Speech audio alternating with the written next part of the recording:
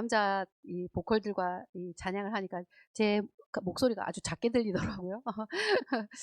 어, 오늘 그 이사야 10장에 있는 말씀을 또 이제 말씀을 전하는데 제목이 찬양케 하시는 하나님이잖아요. 네, 첫 번째 일이 이제 남은 자들이고 다음 주도 찬양케 하시는 하나님 해가지고 메시아 시대에 대한 이야기를 한 번 더 하려고 합니다. 이 성경 중에 이 말씀은 어렵도다 하는 성경에 요한계시록이 있죠, 그죠? 그리고 이사야도 어려운 성경으로 꼽힙니다. 신약의 요한계시록이나 구약의 이사야는 모두 예언서잖아요.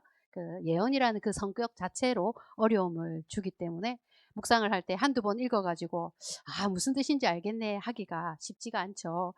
예언서는 그 배경이 되는 역사나 역사서가 가진 특징을 좀 알면서 읽어보게 된다면 말씀을 읽는 데 도움이 됩니다. 요즘 AI의 도움을 받으면서 세계사 공부를 하시면서 열심히 성경을 읽고 계시다는 분들이 계셔가지고 교회 안에 하나님의 말씀을 배우기를 원하는 새가족들이나 만학도들이 있으면 이보다 더 좋은 일이 없죠. 배움은 끝이 없다고 늘 겸손한 마음으로 교회 학교 학생들이 되어서 하나님의 아는 지식에서 날마다 자라가는 교회가 되는 것은 교회가 바라는 모습이라고 생각합니다. 오늘 읽을 말씀 10장 20절에서 26절의 말씀 한 절씩 교독하겠습니다. 그날에 이스라엘의 남은 자와 야곱의 족속에 피난한 자들이 다시는 자기를 친 자를 의지하지 아니하고 이스라엘의 거룩하신 이 여호와를 진실하게 의지하리니 남은 자 곧 야곱의 남은 자가 능하신 하나님께로 돌아올 것이라. 이스라엘이여 내 백성이 바다의 모래 같을지라도 남은 자만 돌아오니니 넘치는 공의로 파멸이 작정되었습니다. 이미 작정된 파멸을 주 만군의 여호와께서 온 세계 중에 끝까지 행하시리라. 그러므로 주 만군의 여호와께서 이르시되 시온에 거주하는 내 백성들아 아수르가 애굽이 한 것처럼 막대기로 너를 때리며 몽둥이를 들어 너를 칠지라도 그를 두려워하지 말라. 내가 오래지 아니하여 내게는 분을 그치고 그들은 내 진노로 멸하리라 하시더라. 만군의 여호와의 채찍을 들어 그를 치시되 오레바위에서 미디안을 쳐 죽이신 것 같이 하실 것이며 막대기를 드시되 바다를 향하여 애굽에게 하신 것 같이 하실 것이라. 아멘.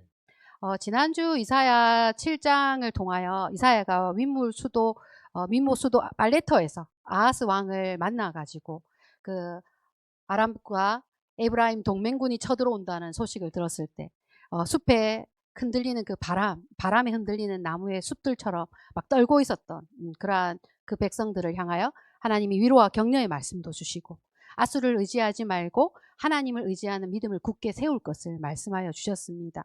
오늘 본문은 남유다가 이 아람과 북이스라엘의 동맹에 맞서기 위해서 불러들인 아수르가 아람도 패망시키고 북이스라엘도 패망시키고 이 하나님의 심판의 도구가 되었던 아수르도 심판을 받게 된다는 예언을 담고 있는 9장에서 10장의 이 말씀 속에서 이사야가 이제 심판 이후를 내다보면서 그때 남은 자, 돌아오는 자들에 대한 구원의 메시지와 그 남은 자들에게 주시는 약속이 있다라는 걸 알 수가 있습니다. 오늘 말씀 10장 20절에 보면 그날에 이렇게 예언서를 읽으면 그 예언이 언제 이루어지는 것이 궁금하죠. 그죠? 그날에 이스라엘의 남은 자와 야곱의 족속에 피난한 자들이 다시는 자기를 친 자를 의지하지 아니하고 이스라엘의 거룩하신 이 여호와를 진실하게 의지하리니 남은 자 곧 야곱의 남은 자가 능하신 하나님께로 돌아올 것이라.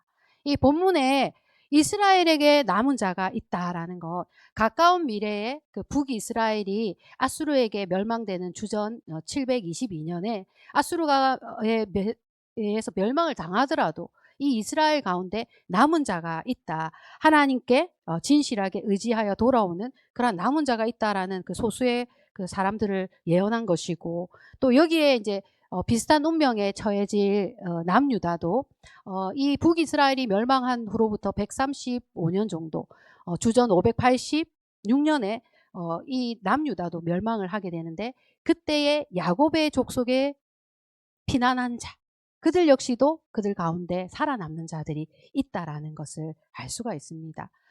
그리고 이 여기서 이제 조금 더 미래를 가면 그들이 이제 바벨론에 끌려가 가지고 70년의 포로 생활을 마치고 돌아오는 자들도 야곱의 남은 자들이 되겠죠. 그죠? 그리고 이러한 그 예언서들은 이 말씀이 그때 어떤 특정 시점에 대한 예언만을 하는 게 아니라 남은 자가 돌아온다라고 하는 이 예언은 또 뭐 더 먼 미래적으로 종말의 시대에 하나님께서 이루어 가실 그러한 예언도 담고 있는 그러한 예언들이라고 볼 수가 있어요. 그러니까 이런 예언서의 특징들은 가까운 미래와 먼 미래를 동시에 말할 수가 있는 거죠.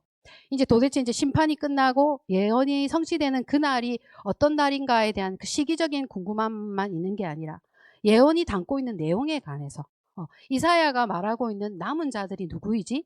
왜 하나님은 이 남은 자들을 남겨두시는 것이지? 라는 그런 질문들도 해볼 수가 있습니다. 이 남은 자들에 대한 사상은 이사야서의 중요한 신학적 주제이고 이 남은 자에 대한 그 자체가 예언이기 때문에 내용의 내용들이라고도 할 수가 있겠습니다.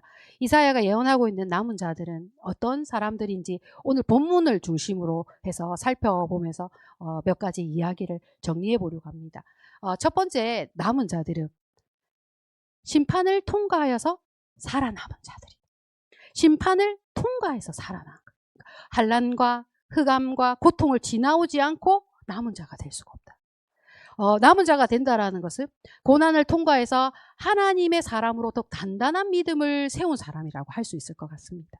이게 단순히 살아남은 생존자를 의미하는 게 아니라 광야를 통과하고 심판을 통과하고 시험을 통과해서 그래가지고 하나님을 뜨겁게 만나고 하나님이 어떤 분이신지를 알며 다시 하나님과의 관계를 회복한 사람을 이사야가 남은 자라고 부르고 있습니다.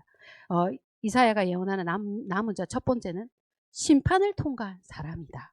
두 번째 이사야가 말하고 있는 남은 자는 어떤 사람인가? 이 20절의 말씀에 보면 다시는 자기를 친자를 의지하지 아니하고 이스라엘의 거룩하시니 여호와를 진실하게 의지하는 사람이다. 라는 이 말씀을 보면 심판을 통해서 이스라엘의 거룩하신 이 여호와를 진실되게 의지하는 사람이다. 이렇게 말을 하는 거예요. 유다가 하나님을 의지하는 대신 누구를 의지했습니까? 이 강대국 아수르를 의지했잖아요. 아수르 같은 강대국들은 어떤 존재입니까? 약육강식과 그 힘의 논리로 세상을 지배하고 악행이나 불의함으로 세상의 공의를 무너뜨리고 가난하고 약하고 어려운 자들을 무자비하게 약탈하고 짓밟는 그 아수르 군대가 지나간 자리에 그 전쟁의 폐허가 너무나 잔인하고 잔혹하였습니다.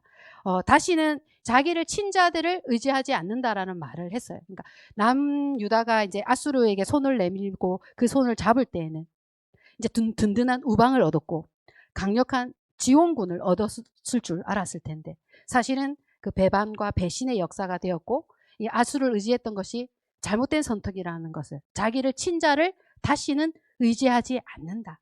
그리고 여호와 이스라엘의 거룩하시니 여호와를 진실되게 의지하는 사람이 남은 자가 될 것이다 라는 말씀을 하고 계십니다. 그래서 이사야가 하나님을 이스라엘의 거룩하신 이라고 호칭을 부르고 있습니다. 이스라엘의 거룩한 이를 진실되게 의지한다라는 것은 이스라엘을 다스리는 분이 거룩하신 하나님이신 걸 알고 진실과 공의로 이스라엘을 다스려 줄 것을 기대하고 그리고 자신을 죄악으로부터 구원하여 주시는 은혜를 바라고 있는 사람이 아니겠습니까? 이사야가 말하는 남은 자는 심판 속에서 이제 목숨을 겨우 건진 살아남은 자가 아니라 이스라엘의 거룩하신 이를 진실하게 의지하는 자들이 남은 자가 될 것이다 라는 예언을 하고 있는 거거든요.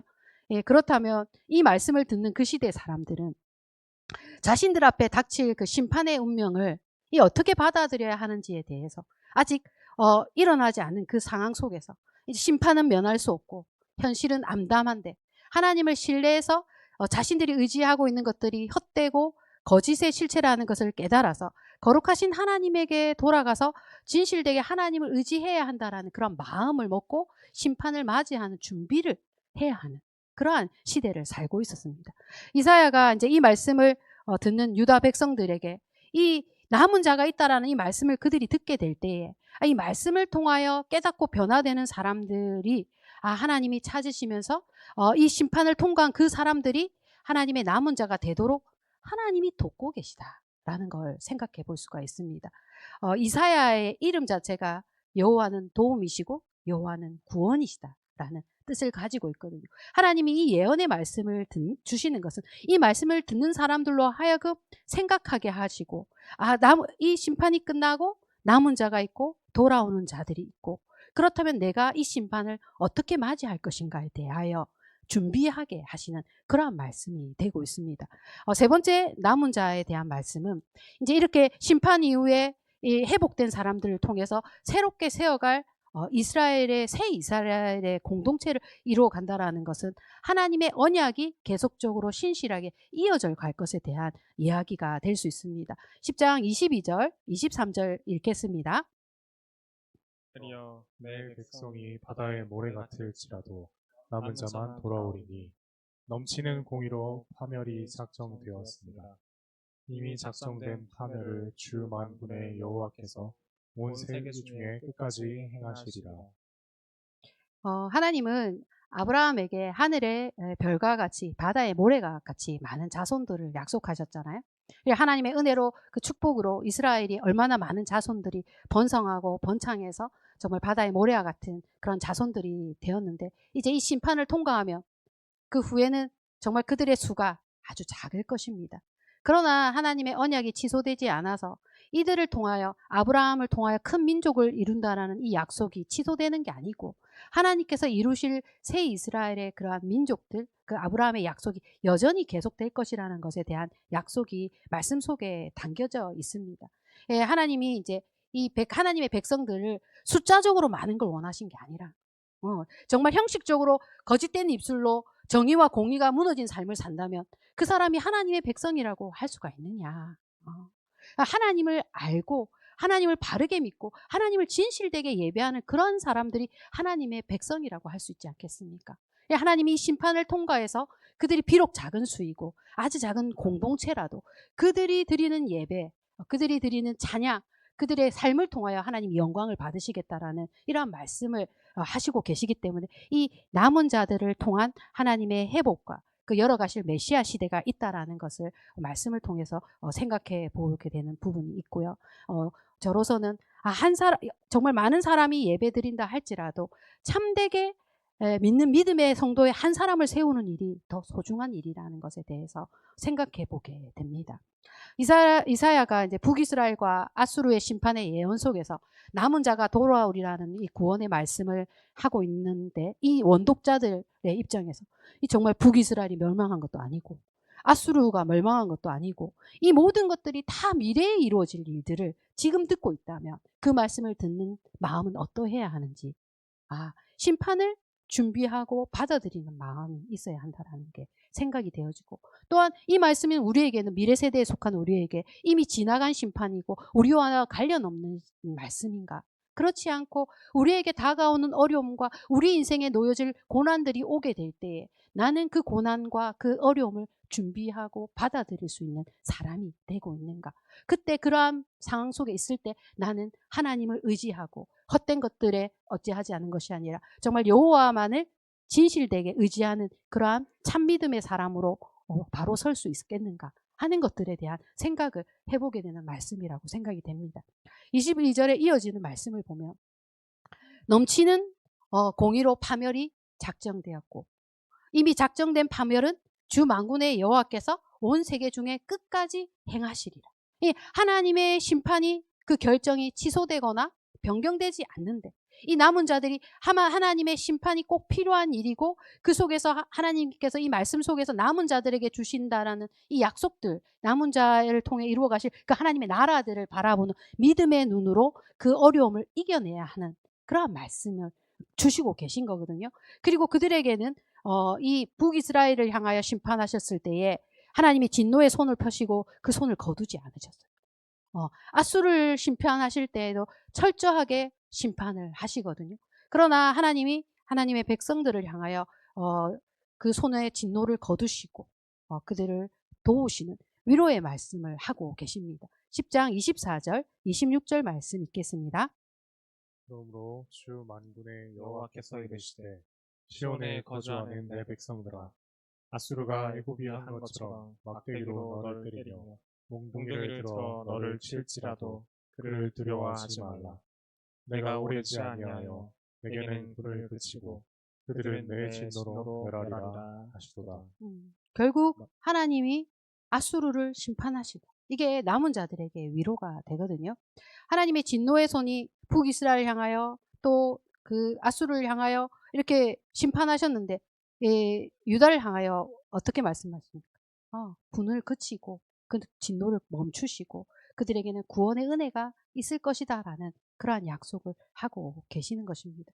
과거 조상들이 애굽에서 당했던 고통과 같은 괴로운 일들, 막대기와 몽둥이로 너를 칠지라도 그 심판이 끝이 있고 진노를 거두시고 하나님이 자기 백성을 위로하시고 소망으로 인도하실 것이라는 그런 말씀을 여러분이 듣게 된다면 여러분이 남은 자의 마음으로 듣게 된다면 우리의 인생 속에 찾아오는 것들에 대하여 그 마음을 그 상황을 볼 수 있는 마음을 하나님이 준비케 하신다라는 것 생각하면서 이 말씀을 들으면서 내게 지나간 과거의 어려움과 고난들에 대해서도 생각해 보게 되고 앞으로 다가오고 마주할 어떤 힘듦에 대해서도 내가 그 상황들을 어떻게 맞이하고 이겨내며 어떻게 믿음을 굳게 세울 것인가에 대해서 생각해 보면서 하나님이 그 북이스라엘이나 아수르나 이러한 자들을 심판하시지만 남유다를 향해서 그리고 하나님의 자기 백성을 향해서 그 베푸시는 그 은혜들은 제가 이제 영화를 볼 때 이런 생각이 딱 들었어요.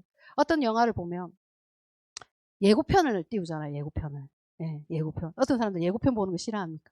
드라마를 보고 있는데 다음 예고편을 탁 던져주면 어떻습니까? 그 다음 예고편이 낚이죠. 그래가지고 그 다음 드라마 막 보게 될 때가 있습니다. 또 어떤 경우가 있냐면 영화 보고 온 사람이 와가지고 스포를 하는 경우가 있어요. 예, 그 영화의 내용을 막 말해주는 거죠. 그러면 어떤 사람은 그걸 아주 재미없게 나 그 영화 볼 건데 재미없다 그렇게 받아들이는 사람이 있는데 저는 스포를 싫어하는 사람은 아니에요. 그래서 이 하나님이 우리의 인생에 있을 예고편을 띄우시고 우리의 있을 고난에 대해서 스포를 하시는 것은 우리가 그 상황 속에서 너무 낙심치 말고 절망치 말고 그 어려움의 끝이 있고 잘 이겨낼 수 있다라고 하나님 우리를 위로하시고 붙들어 주시고 계신 것이 아닙니까? 이 말씀이 그들에게 너희들도 망한다. 너희들도 심판당한다. 너희들도 어려움을 겪을 것이다. 라는 그런 말씀을 하시고자 이 말씀을 하고 계신 것이 아니다라는 걸 다시 한 번 더 생각해 보게 됩니다. 이사야 10장 26절에 보면 만군의 여호와께서 채찍을 들어 그를 치시되 오랫바위에서 미디안을 쳐 죽이신 것 같이 하실 것이며 막대기를 드시되 바다를 향하여 애굽에서 하신 것 같이 하실 것이라. 이 이야기들은 다 이스라엘의 과거의 역사 속에서 하나님께서 이스라엘을 어떻게 구원하셨는지에 대한 중요한 두 가지 사건이 이 말씀 속에 나오는데 이 오랫바위에서 기드온이 미디안을 쳐 죽였을 때 그들의 입속에서 터져 나온 하나님은 구원이시고 하나님에 대해서 찬양하고 하나님께 영광을 돌렸던 그때의 역사를 말씀하시고 또 이 애굽에서 나올 때 홍해를 마른 땅같이 건너고 그들이 축제의 노래, 기쁨의 노래, 찬양으로 하나님의 그 구원을 노래했던 것 같이 너희들에게도 그러한 출애굽과 같은 이 미디안의 이 오랫바위와 같은 그러한 구원의 역사가 너희들 세대에도 이루어질 것이다. 이 남은 자들에게 새 출애굽의 역사와 같은 일들이 일어날 것이고 그것을 바라보고 소망하도록 말씀을 주시고 계십니다. 사랑하는 미라클 가족 여러분, 유다의 두려움의 대상은 바뀌고 있거든요. 처음에는 아람과 북이스라엘이 동맹을 한다고 하니까 그 연합군들을 보고 숲의 나무에 흔들림 같이 흔들렸다라고 이야기를 했어요. 그리고 나면 그들이 다 아수르에게 무너지는 것을 보면 어떻게 됩니까? 이 아수르를 두려워하게 될 것입니다. 그러면 이 아수르가 바벨론과의 전쟁에서 다 멸망하거든요. 그러면 바벨론은 또 얼마나 두려운 대상이 되겠습니까? 한 두려움의 실체가 사라졌는데 그럼 두려움 실체가 없어지는 게 아니고 또 다른 두려움의 실체가 생기고 또 이게 사라졌는데 그럼 또 다른 두려움의 실체가 생기고 계속 그런 것들을 계속적으로 두려워하면 내 속에 있는 두려움은 사라지지가 않는 것이지 않겠습니까? 하나님만을 두려워해야 돼요. 하나님만을 바라보아야 돼요. 하나님만을 전적으로 의지해야 한다는 말씀을 하시고 계신 것이죠. 하나님께서 이사야를 통하여 나라들에 대한 심판을 예언하시고 남은 자들이 있다. 그들을 통하여 내가 이룰 일이 있다라고 말씀하여 주시는 까닭은 우리로 하여금 그 남은 자가 될 수 있게 하시는 그러한 하나님의 도움이 아니신가 하는 그러한 생각을 해보게 됩니다. 이사야 1장에서 12장까지 북이스라엘과 남유다가 이제 심판에 대한 예언을 쫙 선포를 해요. 이사야가 1장부터 11장까지 쉬지 않고 말하지는 않았을 테겠지만 쭉 그 북이스라엘과 남유다에 대한 그 심판의 말씀을 다 하고 난 다음 12장에 이사야가 찬송을 부릅니다. 찬송을 부릅니다. 아직 일어나지 않은 심판 가운데, 아직 이루어지지 않은 구원 가운데, 아직 하나님이 행하실 일들을 바라보는 가운데 이 찬송을 불렀다라. 그러니까 찬송을 어느 시점에 부르고 있는가를 바라볼 수 있어야 됩니다. 같이 한번 읽겠습니다. 그날에 내가 말하기를 여호와여 주께서 전에는 내게 노하였사오나 이제는 주의 진노가 돌아섰고 또 주께서 나를 아니하시오니 내가 주께 감사하겠나이다 할 것이니라. 보라 하나님은 나의 구원이시라. 내가 신뢰하고 두려움이 없으리니 주 여호와는 나의 힘이시며 나의 노래시며 나의 구원이심이라. 그러므로 너희가 기쁨으로 구원의 우물들의 물을 기르리로다. 우리 많이 좋아하는 말씀이죠, 그죠? 우리의 인생에 일어날 일들에 대해서, 아직 일어나지 않은 일들에 대해서 하나님은 하나님의 백성들에게 예언이라는 말씀을 통해서 말씀하여 주시고 계십니다. 하나님은 진노 중에 진노를 거두시고 너희들은 구원받는 자들이 된다 하는 이런 말씀을 들을 수 있는 백성이 어디 있습니까? 이 우상, 벙어리와 같은 우상, 사람들의 손에 의해서 만들어진 우상들이 앞으로 일어날 일들을 예언하고 그때 너희들이 그 심판에 대해서 이렇게 견디고 그 이후에는 이러한 세상이 있을 것이고 라고 말씀으로 말씀하여 주시는 그러한 우상이 어디 있습니까? 하나님만이 살아계신 하나님이시고 말씀하시는 하나님이시기 때문에 이 모든 일들을 예언으로 말씀하시면, 그러면 이 예언이 하나씩 하나씩 이루어질 때 그 이루어지는 그 말씀들을 보면서 들으면서 겪으면서 그들이 무엇을 세워가야 합니까? 믿음을 세워. 내가 고난을 겪고 내가 시험을 당했는데 내가 어려움을 당했는데 그 일들 속에서 하나님과 만나는 경험과 내 믿음을 세워가는 그 믿음과 그 심판을 통과한 이후에 변화된 나의 모습 속에 정말 하나님이 만드시는 그 정금과 같은 그러한 모습이 우리 속에 있을 때 내가 남은 자가 된다는 것입니다. 이 찬양 가운데 보면 보라 하나님은 나의 구원이시라. 내가 신뢰하고 두려움이 없으리니 주 여호와는 나의 힘이시며 나의 노래시며 나의 구원이시라. 이사야가 이 예언의 말씀을 다 하고 막 찬송을 부르는 것은 그들로 하여금 찬송케 하도록 초대하는 것입니다. 이 첫 번째 1절에서 3절까지의 말씀은 개인의 신앙과 찬양의 고백을 하고 있는 것입니다.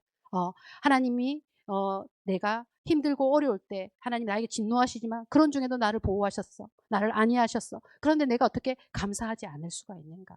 하나님이 나의 구원이시고 내가 두려움이 없으리니 하나님만이 나의 힘이시다. 이렇게 노래하는 것은 개인의 찬송이었다면 이 개인의 찬송을 부르던 이 사람이 어떻게 하냐면 이제 옆에 가가지고 응애봐 너도 찬양해라. 시영아 너도 찬양해라.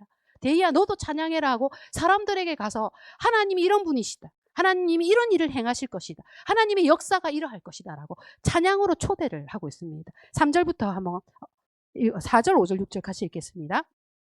그날에 너희가 또 말하기를 여호와께 감사하라. 그의 이름을 부르며 그의 행하심을 만국 중에 선포하며 그의 이름이 높다 하라. 여호와를 찬송할 것은 극히 아름다운 일을 하였으니 이를 온 땅에 알게 할지어다. 시온의 주민아 소리 높여 부르라. 이스라엘의 거룩하신 이가 너희 중에 크심이니라 할 것이니라. 하나님을 찬양하는 일에 사람들을 초청하고 함께 찬양을 부르는 일은 하나님을 예배하는 일이 됩니다. 이 남은 자의 네 번째 의미는